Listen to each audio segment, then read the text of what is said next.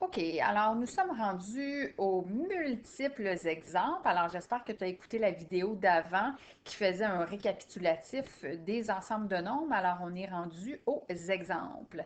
Alors avant d'aller placer tous ces nombres-ci dans le bon ensemble, on va aller réécrire quels sont les ensembles de nombres. Alors si on se souvient, dans le plus petit sac, ce sont les nombres naturels. Les nombres naturels, ce sont tous les entiers positifs. Alors, dans le petit cercle ici, il n'y aura que les entiers positifs. Dans la partie ici, il y aura les nombres entiers. Alors, le symbole, c'est le Z avec la barre. Et ici, il y aura uniquement les entiers négatifs. Le prochain ensemble, c'est l'ensemble des nombres décimaux. Alors, c'est le D avec la petite barre devant.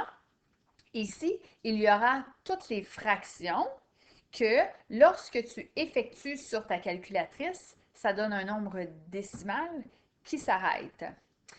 Donc, par exemple, 0,5 ou 0,72 ou 0,834. Alors, dès que ça s'arrête, il n'y a pas de périodique à la fin, ça va dans l'ensemble ici. Suivi des nombres rationnels. Alors, Q avec la barre ici. Alors, dans l'ensemble des nombres rationnels, ce sont également les fractions, mais lorsqu'on l'effectue sur notre calculatrice, ça donne un périodique. Donc, il y a un nombre qui se répète. Dans cet ensemble-ci, donc qui n'appartient pas du tout à NZDQ, en fait, ce sont les nombres irrationnels. Alors, j'essaie tant bien que mal de faire un Q prime. Et donc, on a dit que tous ces nombres-là font partie des nombres réels. Donc, le R ici. Alors, nous allons placer tous les nombres qu'il y a à droite dans mon tableau. Donc, c'est parti. Le premier nombre, on remarque ici que c'est 1,2, 3, 4, 3, 2, 3, 4, 3, 2, 3, et ainsi de suite. Alors, on peut dire qu'il y a ici une période. Et quand il y a une période, on se retrouve dans Q rationnel. Ici, on a moins 6524, tout nombre entier négatif est dans Z. Ici, 2688, entier positif, nous sommes dans N. Moins 11 septièmes. Alors, lorsque nous avons une fraction, toujours très important de voir si, après la virgule, ça s'arrête. Si ça s'arrête, ça va dans D. S'il y a une période, on s'en va dans Q. Alors, on effectue moins 11 divisé par 7.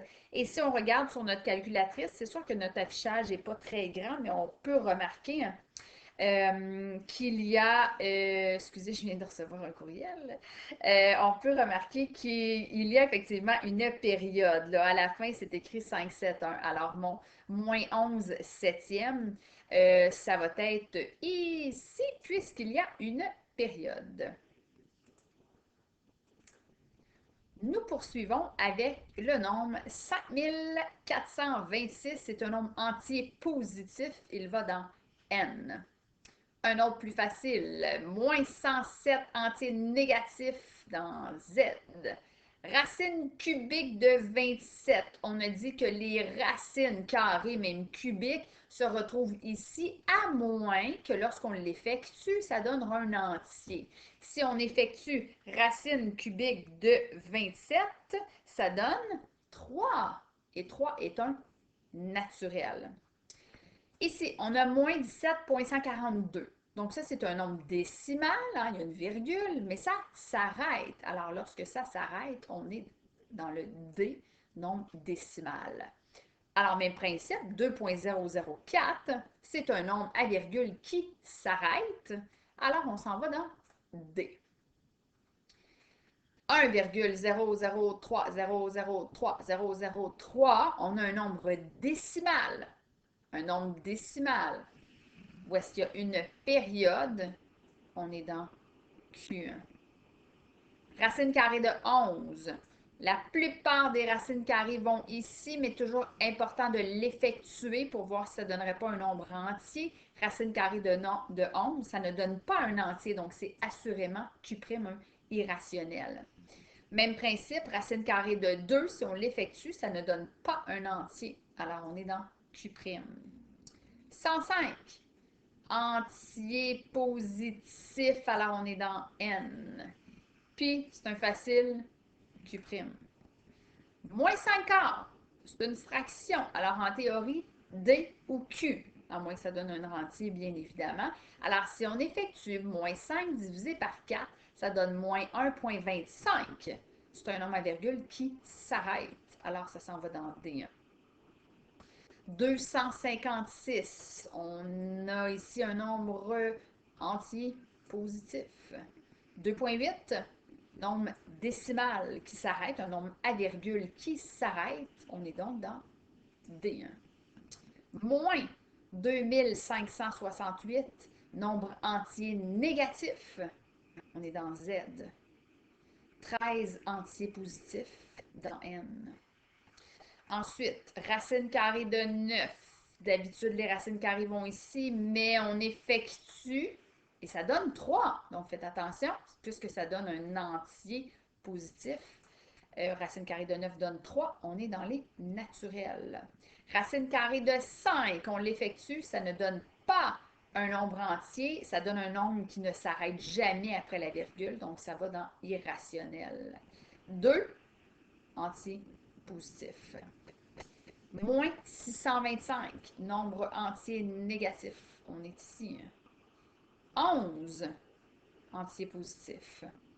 Racine carrée de 8, ce n'est pas un nombre qui donne un entier quand on l'effectue, alors Q'. Racine carrée de 4, quand on l'effectue, ça donne 2. Donc, on est dans les nombres naturels. Moins 52, donc entier négatif. On est ici. 5 neuvièmes. 5 neuvièmes, c'est une fraction. Les fractions, d'habitude, vont dans D ou dans Q. Il va dans D si ça donne un nombre décimal qui s'arrête. Puis s'il y a un périodique, ça va dans Q. Et si vous effectuez 5 neuvièmes, ça donne 0,555555. Donc, ça va ici, c'est un nombre périodique.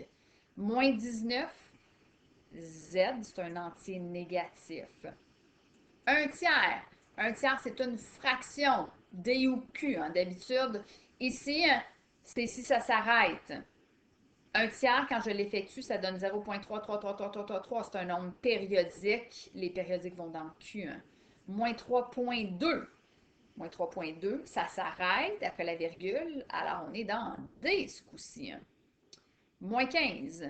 On a ici un nombre entier négatif. Alors, ça va dans Z. Donc, si on poursuit, il nous en reste que 3. On a 7 28e. C'est une fraction. Alors, on l'effectue. Si ça s'arrête après la virgule, on est dans D. Et si c'est un périodique, on est dans Q. Quand on l'effectue, ça donne 0,25. Ça veut dire qu'on est dans D1. On va aller ici. Donc, 25 sur 26. Quand on l'effectue sur notre calculatrice, bon, ça n'a pas de l'air de s'arrêter. Donc, ce qui veut dire que si on avait un écran très large, on se rendrait compte qu'il y a une période à ceci. Alors, 25 sur 26, ça ne s'arrête pas quand on l'effectue. Alors, c'est un nombre périodique. Et celui-ci, 0,252525, 3 petits points, on a dit quand c'était des périodiques, ça va dans Q. Alors voilà, on les a tous placés. Je vais faire une autre vidéo où est-ce que maintenant, si on se souvient, à un certain moment, je vous donnais un tableau. Et là, on devait aller mettre des crochets dans le tableau. Donc, je vais faire une autre vidéo où est-ce que on va avoir un tableau et on va aller devoir classer les nombres en mettant des X. Alors, suivez la prochaine vidéo.